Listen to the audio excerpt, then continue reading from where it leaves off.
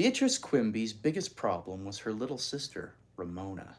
Beatrice, or Beezus as everyone called her, because that's what Ramona had called her when she first learned to talk. She didn't know how to say Beatrice. That's not a name you hear very often anymore. It's kind of an old book.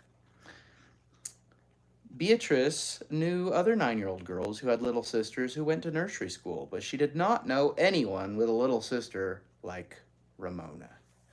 Beezus felt that the biggest trouble with 4-year-old Ramona was that she was just plain exasperating.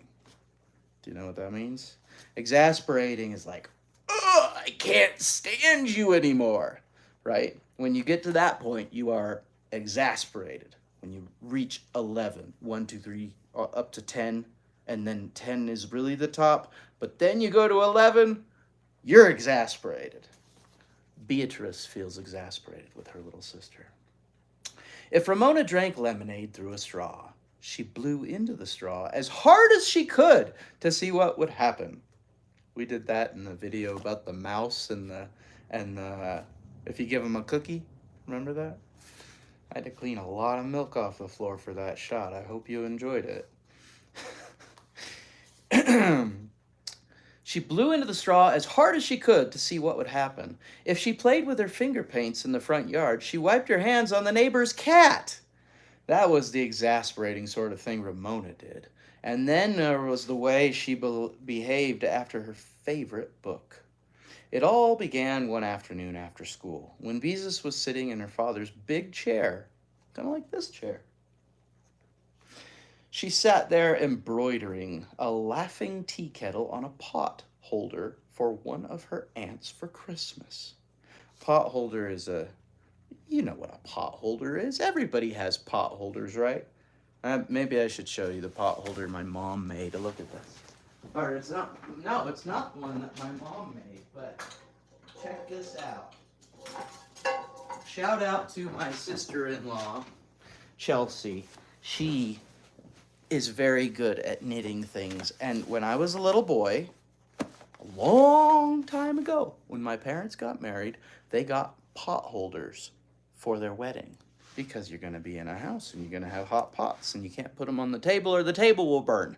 So you put it on a pot holder.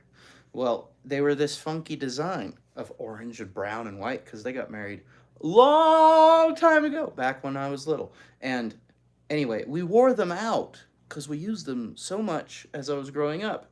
And I don't know quite what was left of one of them, but my sister-in-law, Chelsea, who knows how to knit things and make things like this, made these for everybody, and it was hilarious. We were so happy to get them because this was around when I was a little boy, but this isn't the one. This is a new one of the old one. That's a pretty neat thing to do. If you want to learn how to knit, you should look up some videos on knitting and making crocheted things. It's so cool. So that's a pot holder. Back to the book. We're going to get a little distracted as we read this, sorry. Where were we? It all began one afternoon after school when Beezus was sitting in her father's big chair, embroidering a laughing tea kettle on a pot holder for one of her aunts for Christmas. She was trying to embroider this one neatly because she planned to give it to Aunt Beatrice, who was Mother's younger sister and Beezus's most special aunt. That's who she's named after, is Aunt Beatrice. With gray thread, Beezus carefully outlined the steam coming from the tea kettle's spout and thought about her pretty young aunt, who was always so gay and so understanding. She was so happy. No wonder she was Mother's favorite sister. Beezus hoped to be exactly like Aunt Beatrice when she grew up. She wanted to be a 4th grade teacher and drive a yellow convertible and live in an apartment house with an elevator and a buzzer that opened the front door.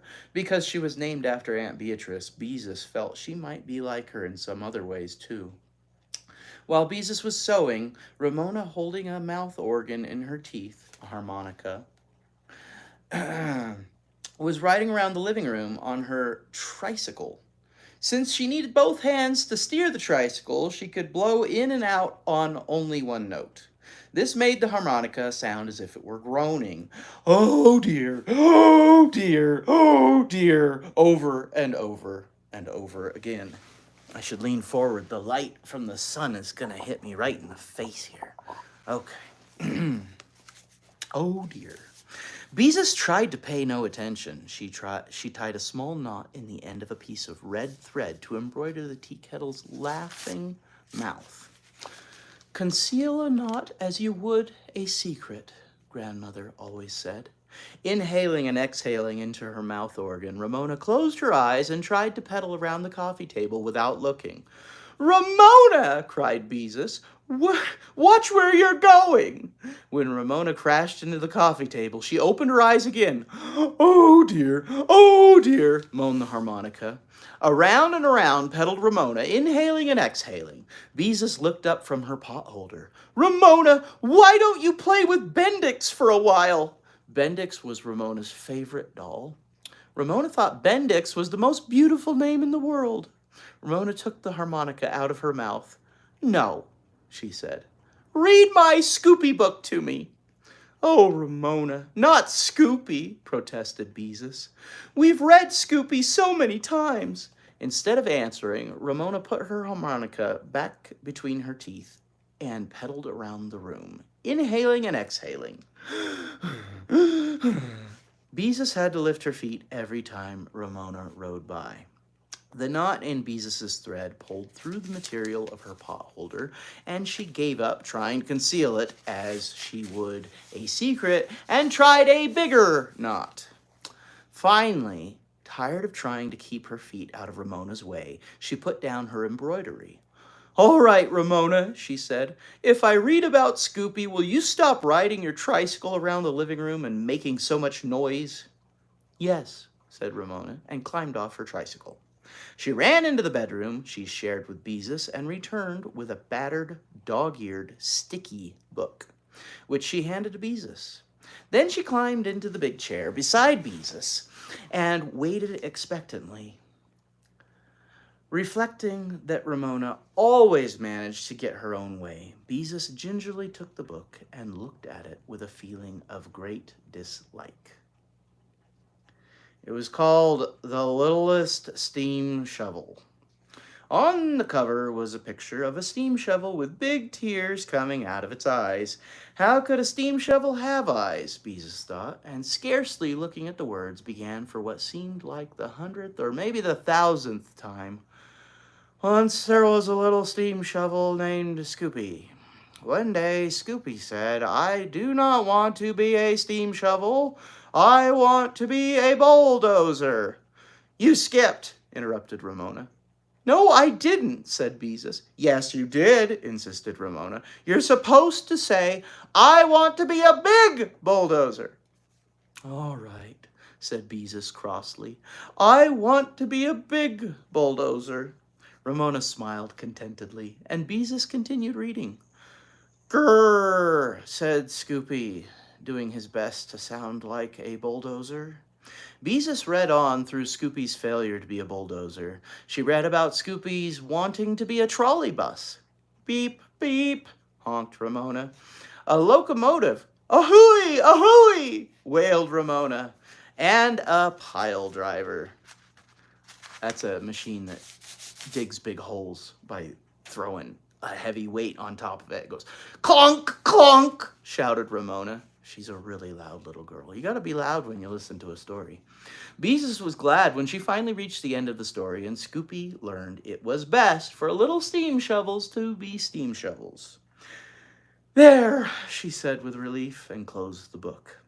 She always felt foolish trying to make noises like machinery.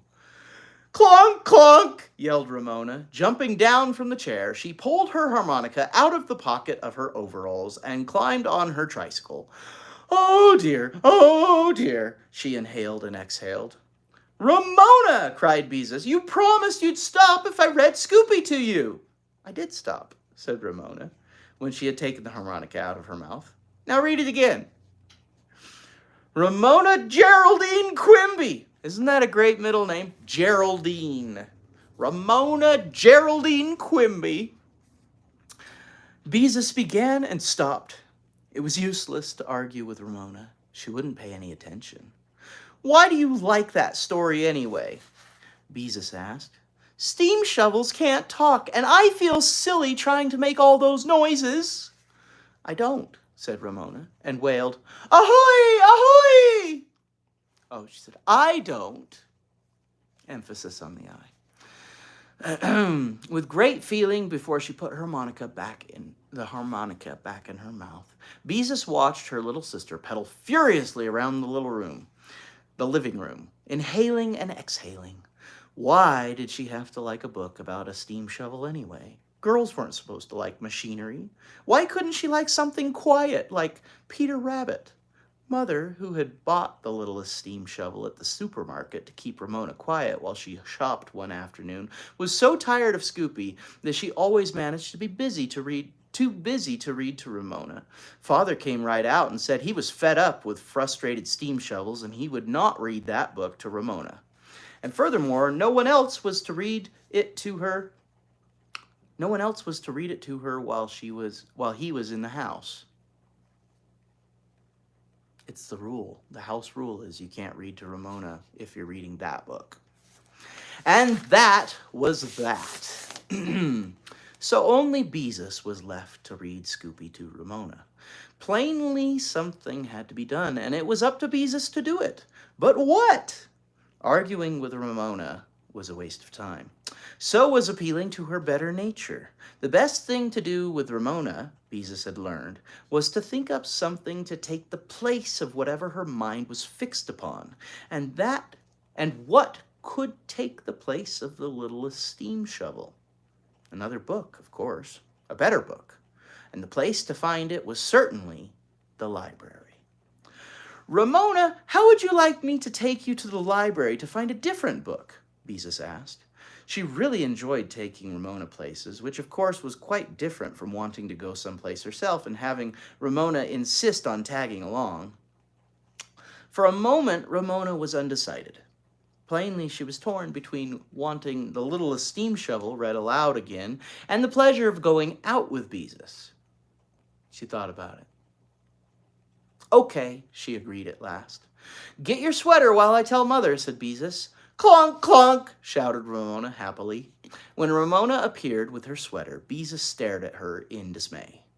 "Oh no," she thought. "She can't wear those to the library." On her head, Ramona wore a circle of cardboard with 2 long paper ears attached. The insides of the ears were colored with pink crayon. Ramona's work at nursery school. "I'm the Easter Bunny," announced Ramona. "Mother," wailed Beezus, "you aren't going to let her wear those awful ears to the library?" "Why, I don't see why not," Mother... skipped a page. Thick pages again.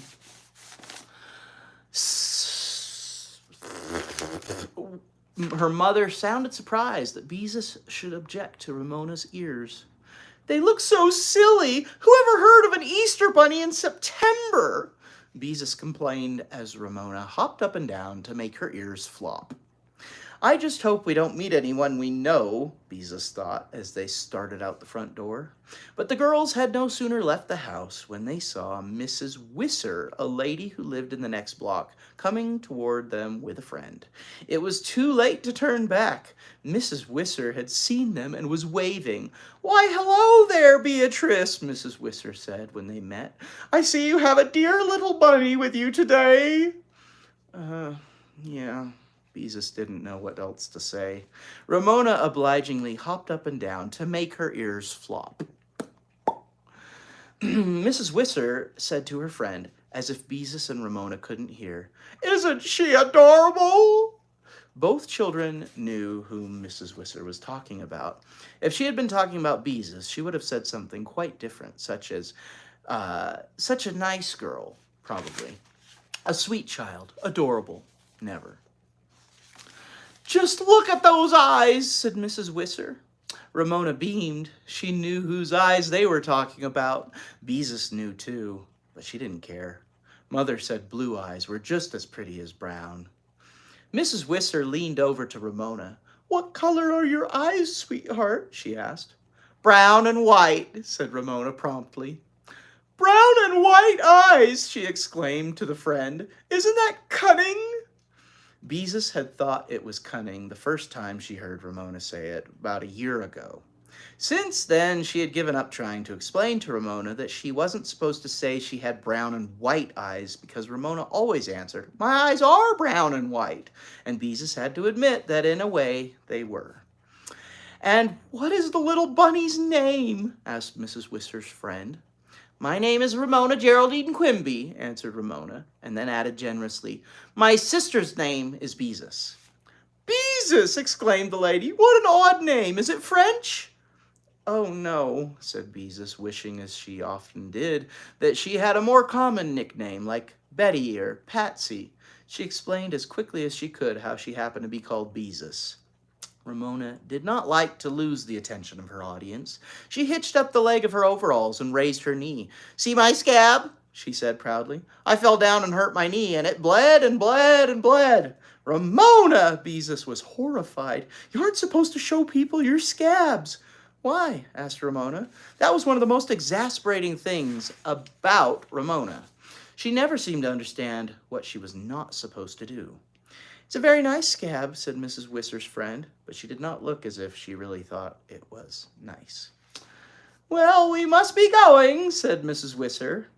Goodbye, Mrs. Whistler, said Beezus politely, and hoped that if they met anyone else, they knew she could somehow manage to hide Ramona behind a bush.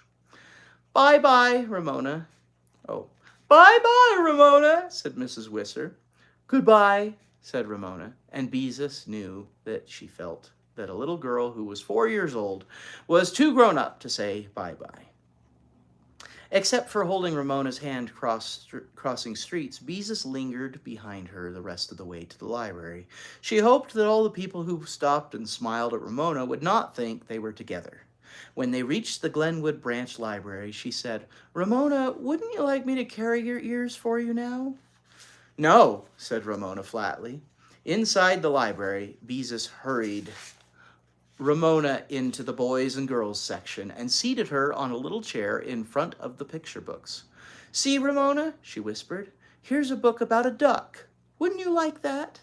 No, said Ramona I read everything Ramona says wrong.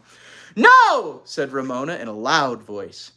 Beezus's face turned red with embarrassment when everyone in the library looked at Ramona's ears and smiled. Shh, she whispered, as Mrs. Griever, the grown-ups librarian, frowned in their direction. You're supposed to speak quietly in the library. Beezus selected another book.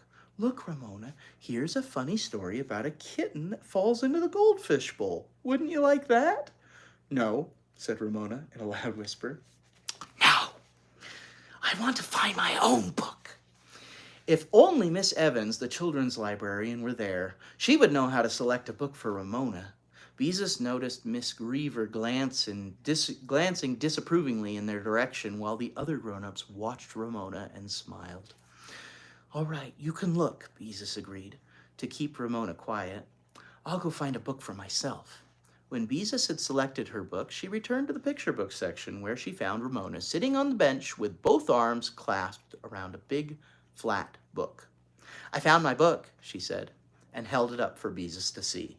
On the cover was a picture of a steam shovel with its jaws full of rocks. The title was Big Steve the Steam Shovel. Oh, Ramona, whispered Beezus in dismay. You don't want that book. I do too, insisted Ramona, forgetting to whisper.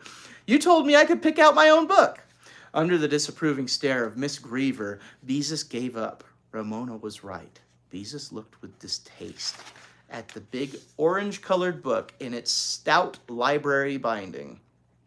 At least it would be due in 2 weeks, but Beezus did not feel very happy at the thought of 2 more weeks of steam shovels.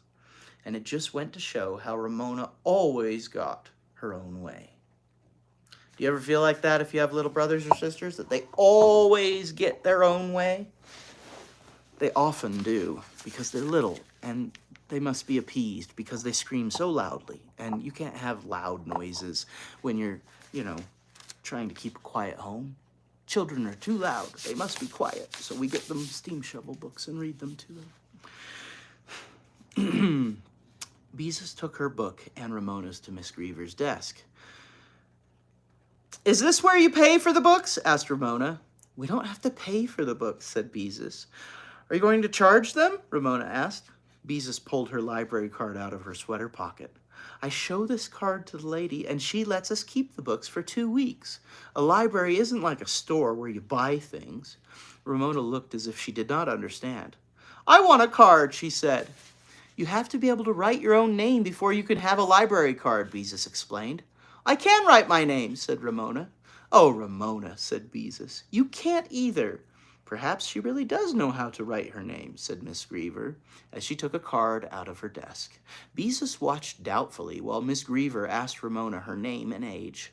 This is before libraries had any computers. It was just a card, a little paper card, and you would write your name on it, and then they would stamp it or something, because that's what they did before the computers. When I was very little, libraries had no computers, and then they got them. And they got rid of the card catalog and all that stuff after a little bit longer. Maybe they still have card catalogs, but I haven't seen one lately. "Perhaps she really does know how to write her name," said Mrs. Greaver as she took a card out of her desk. Beezus watched doubtfully while Miss Greaver asked Ramona her name and age. Then the librarian asked Ramona what her father's occupation was. When Ramona didn't understand, she asked, "What kind of work does your father do?" "He mows the lawn," said Ramona promptly. The librarian laughed. "I mean, how does he earn his living?" Somehow, Beezus did not like to have Miss Greaver laugh at her little sister. She's Miss Greaver because she's not married. Mrs. if she was married. I always thought that was a weird rule. Oh, how could Ramona be expected to know what her father did? "He works for Pacific Gas and Electric Company," Beezus told the librarian. Miss Greaver wrote this down on the card and shoved it across the desk to Ramona. "Write your name on this line," she directed. Nothing daunted, Ramona grasped the pencil in her fist and began to write. She bore down so hard that the tip snapped off the lead, but she wrote on. When she laid down the pencil, Beezus picked up the card to see what she had written. The line on the card was filled with scribbles. "That's my name," said Ramona proudly. "That's just scribbling," Beezus told her. "It is too my name," insisted Ramona, while Miss Greaver quietly dropped the card into the wastebasket. "I've watched you write, and I know how." "Here, Ramona, you can hold my card," Beezus tried to be comforting. "You can pretend it's yours." Ramona brightened at this, and Miss Greaver checked out the books on Beezus's card. As soon as they got home, Ramona demanded, "Read my new book to me." And so Beezus began. Big Steve was a steam shovel. He was the biggest steam shovel in the whole city. When she finished the book, she had to admit she liked Big Steve better than Scoopy. His only sound effects were tooting and growling. He tooted and growled in big letters on every page. Big Steve did not shed tears or want to be a pile driver. He worked hard at being a big steam shovel, and by the end of the book, Beezus had learned a lot about steam shovels. Unfortunately, she did not want to learn about steam shovels. Oh well, she guessed, she could stand 2 weeks of Big Steve. "Read it again," said Ramona enthusiastically. "I like Big Steve. He's better than Scoopy." "How would you like me to show you how to really write your name?" Beezus asked, hoping to divert Ramona from steam shovels. "Okay," agreed Ramona. Beezus found pencil and paper and wrote Ramona in large, careful letters across the top of the paper. Ramona studied it critically. "I don't like it," she said at last. "But that's the way your name is spelled," Beezus explained. "You didn't make dots and lines," said Ramona, seizing the pencil. She wrote, "Scribble, scribble, dot, dot, slash, slash, slash." "But Ramona, you don't understand." Beezus took the pencil and wrote her own name on the paper. "You've seen me write Beatrice, which has an I and a T in it. An I has a dot on the top and a T has a cross through it. See, like that. You don't have an I or a T in your name because it isn't spelled that way." Ramona, which is spelled R-A-M-O-N-A, looked skeptical. She grabbed the pencil again and wrote with a flourish. Lots of I's and lots of T's, with a Y at the end. "That's my name because I like it," she announced. "I like to make dots and lines." Lying flat on her stomach on the floor, she proceeded to fill the paper with I's and T's. "But Ramona, nobody's name is spelled with just..." Beezus stopped. What was the use? Trying to explain spelling and writing to Ramona was too complicated. Everything became difficult when Ramona was around. Even an easy thing like taking a book out of the library. Well, if Ramona was happy thinking her name was spelled with I's and T's, she could go ahead and think it. The next 2 weeks were fairly peaceful. Mother and father soon tired of tooting and growling, and like Beezus, they looked forward to the day Big Steve was due at the library. Father even tried to hide the book behind the radio, but Ramona soon found it. Beezus was happy that one part of her plan had worked. See, this is such an old book that they don't even have a TV, they have a radio. Like a big wooden box, probably about this high, and it have knobs on the front. Just like a radio in a car, it has little buttons that you push, and that's what everybody listened to. They would play not just music, they had sitcoms and the news and everything on the radio, and people would sit down in their big chair when they got home from work, and they'd get the newspaper. They don't really do newspapers anymore either. They get the newspaper and they'd turn on the radio, and it'd come on, woo, woo, woo, because the radios made neat sounds back in that time, and they would tell you all about your day, and then there'd be some show like The Great Gildersleeve or The Life of Riley or something comedic, and it was just like watching television, except that you listened to it. So you could do other things. You could look at stuff, or you could read a book while you're listening. Can't do that when you watch TV because you got to pay attention because everything's happening. You'll miss stuff if you don't look at it. Where were we? Her father would listen to the radio, and he hid the book behind the radio, which is a good place to hide it because little girls don't go back there very often. On Ramona's second trip, here we are. Father even tried to hide the book behind the radio, but Ramona soon found it because she goes back there. Beezus was happy that one part of her plan had worked. Ramona had forgotten the littlest steam shovel, now that she had a better book. On Ramona's second trip to the library, perhaps Miss Evans could find a book that would make her forget steam shovels entirely. As for Ramona, she was perfectly happy. She had 3 people to read aloud a book she liked, and she spent much of her time covering sheets of paper with I's and T's. Sometimes she wrote in pencil, sometimes she wrote in crayon, and once she wrote in ink until her mother caught her at it.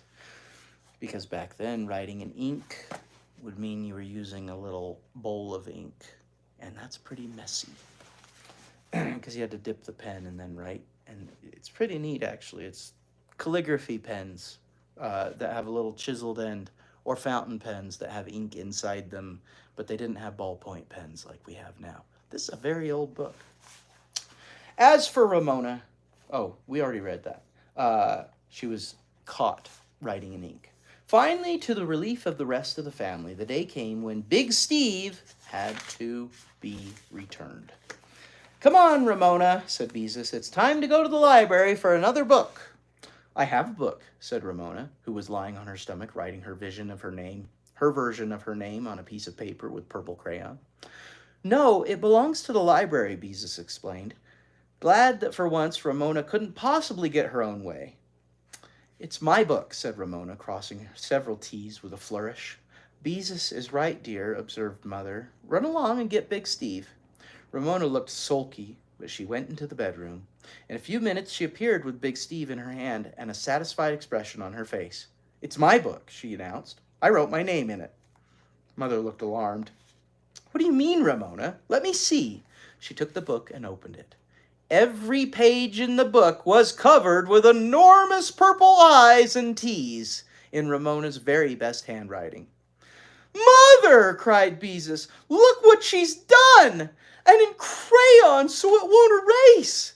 "Ramona Quimby," said Mother, "you're a very naughty girl. Why did you do a thing like that?" "It's my book," said Ramona stubbornly. "I like it." Mother What am I going to do? Beezus demanded. It's checked out on my card, and I'm responsible. They won't let me take any more books out of the library, and I won't have anything to read, and it will all be Ramona's fault. She's always spoiling my fun, and it isn't fair. Beezus didn't know what she would do without her library card. She couldn't get along without library books. She just couldn't. That was all. I do not spoil your fun, stormed Ramona. You have all the fun. I can't read it and it isn't fair. Ramona's words ended in a howl, and she buried her face in her mother's skirt.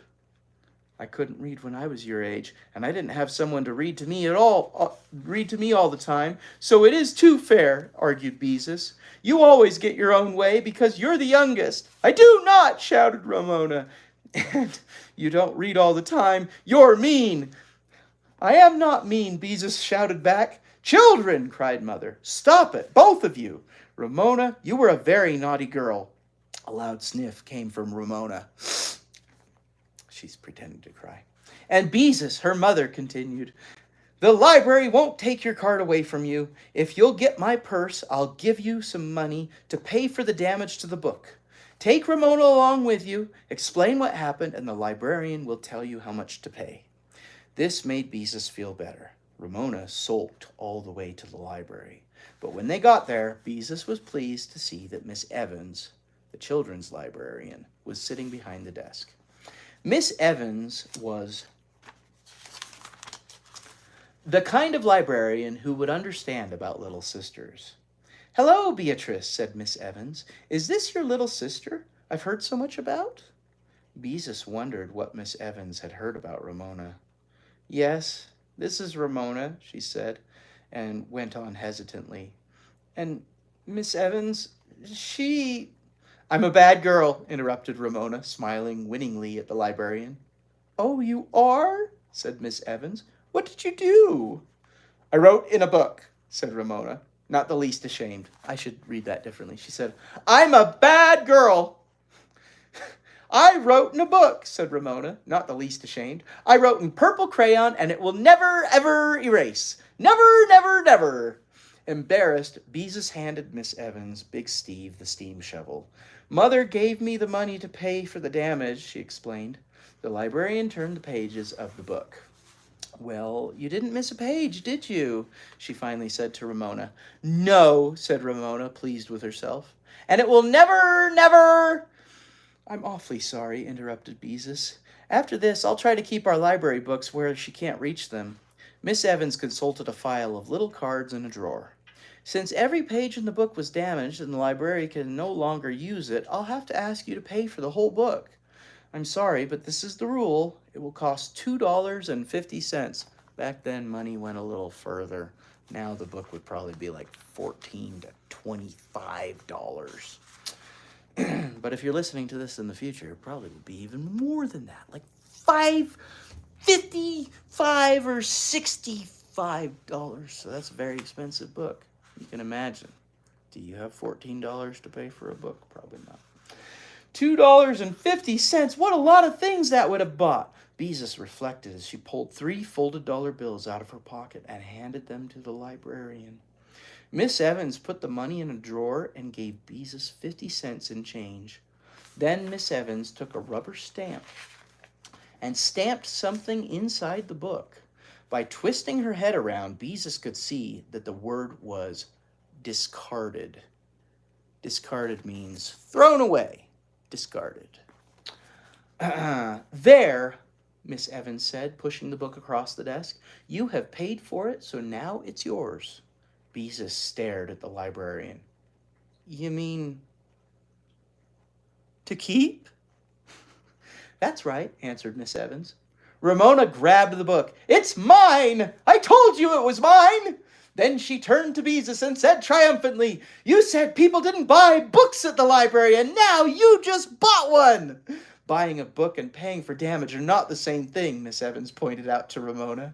Beezus could see that Ramona didn't care. The book was hers, wasn't it? It was paid for, and she could keep it. And that's not fair, thought Beezus. Ramona shouldn't get her own way even when she's... Oh, sorry. Ramona shouldn't get her own way when she had been naughty. But Miss Evans, protested Beezus, if she spoils a book, she shouldn't get to keep it. Now every time she finds a book she likes, she will... Beezus did not go on. She knew very well what Ramona would do, but she wasn't going to say it out loud in front of her. I see what you mean. Miss Evans looked thoughtful. Give me the book, Ramona, she said. Doubtfully, Ramona handed her the book. Ramona, do you have a library card? Miss Evans asked. Ramona shook her head. Then Beezus must have taken the book out on her card, said Miss Evans, so the book belongs to Beezus. Why, of course. Why hadn't she thought of that before? It was her book, not Ramona's. Oh, thank you, said Beezus gratefully as Miss Evans handed her the book. She could do anything she wanted with it. For once, Ramona didn't know what to say. She scowled and looked as if she were building up a tantrum. You've got to read it to me, she said at last. Not unless I feel like it, said Beezus. After all, it's my book. She couldn't resist adding. That's not fair! Ramona looked as if she were about to howl. It is too fair, said Beezus calmly, and if you have a tantrum, I won't read to you at all. Suddenly, as if she had decided Beezus meant what she said, Ramona stopped scowling. Okay, she said cheerfully. Beezus watched her carefully for a minute. Yes, she really was being agreeable, thought Beezus with a great feeling of relief.